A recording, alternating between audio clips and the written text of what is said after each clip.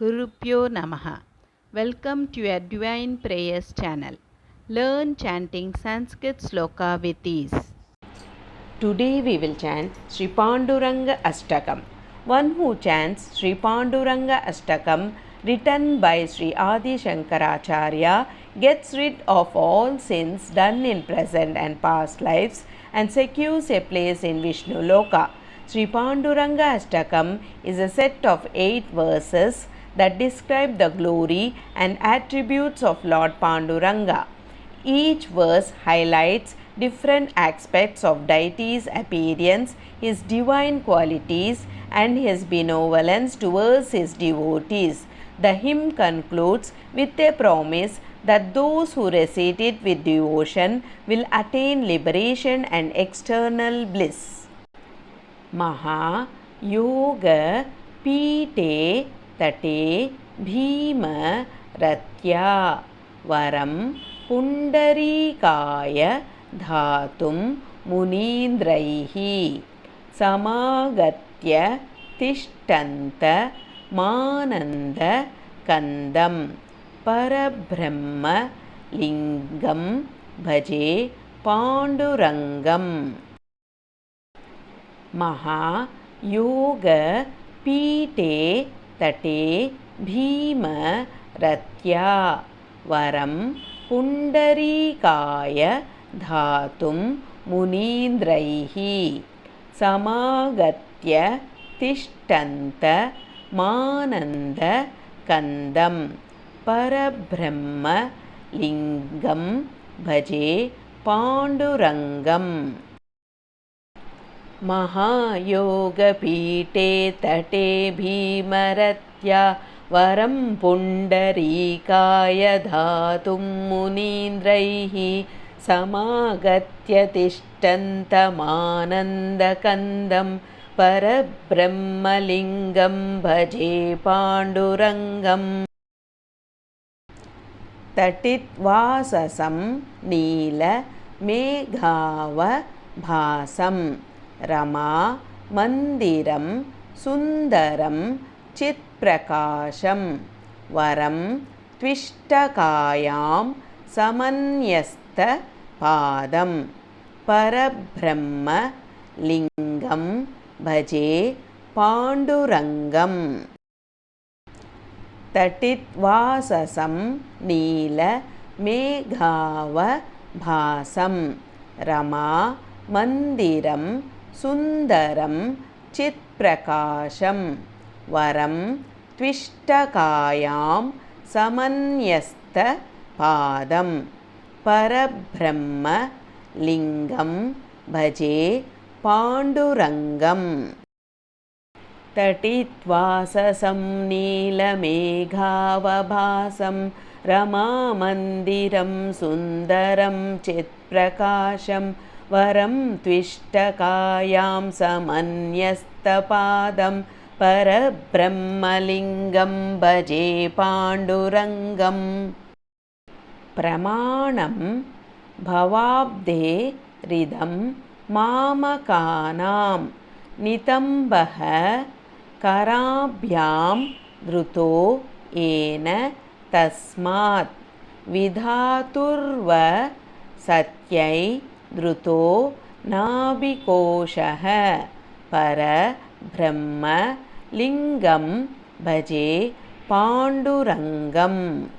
Pramanam Bhavabde Ridam Mamakanam Nitambaha Karabhyam Dhruto Ena Tasmat Vidhaturva Satyai Dhruto Nabhikoshaha Para Brahma Lingam Bhaje Pandurangam.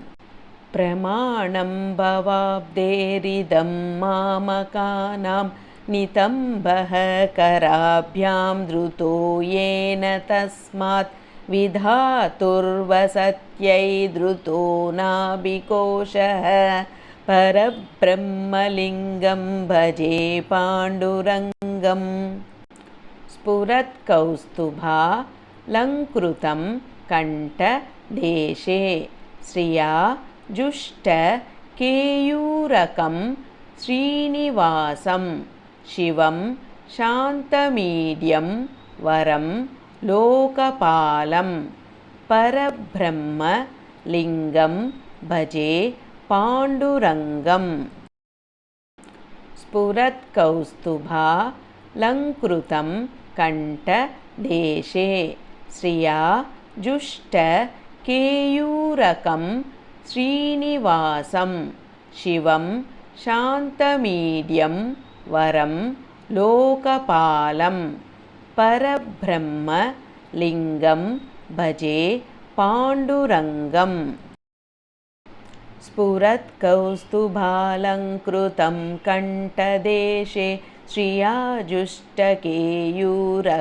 श्रीनिवासं शिवं शान्तमीड्यं वरं लोकपालं परब्रह्मलिङ्गं भजे पाण्डुरङ्गम् शरच्चन्द्रबिम्बाननं चारुहासं लसत्कुण्डलाक्रान्तगण्डस्थलान्तं जपारागबिम्बाधरं कञ्चनेत्रं परब्रह्मलिङ्गं भजे पाण्डुरङ्गम् शरच्चन्द्रबिम्बाननं चारुहासं लसत्कुण्डलाक्रान्तगण्डस्थलान्तं जपारागबिम्बाधरं कञ्चनेत्रं परब्रह्मलिङ्गं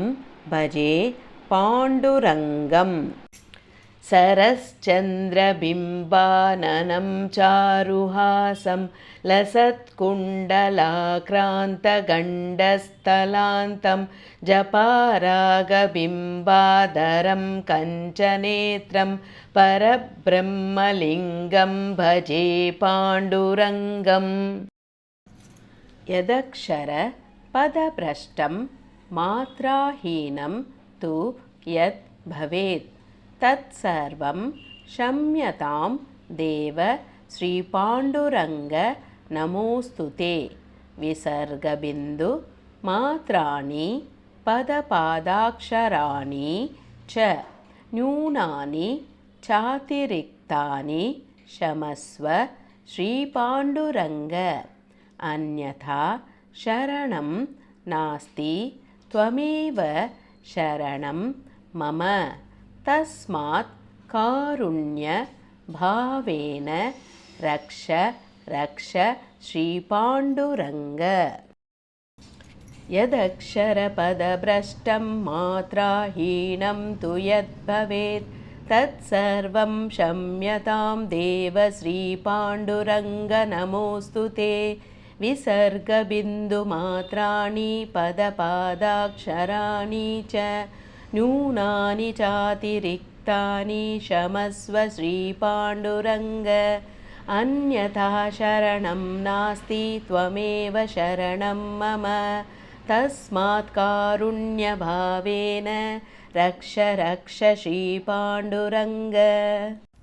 Let's chant together Hare Krishna Mahamantra 3 times for the welfare of all living beings. Hare Krishna Krishna Krishna Hare Hare Hare Rama Rama Rama Hare Hare Hare Krishna Krishna Krishna Hare Hare Hare Rama Rama Rama Hare Hare Hare Krishna Krishna Krishna Hare Hare Hare Rama Rama Rama Hare Hare Hope you could follow along with me in chanting this sloka. More in queue.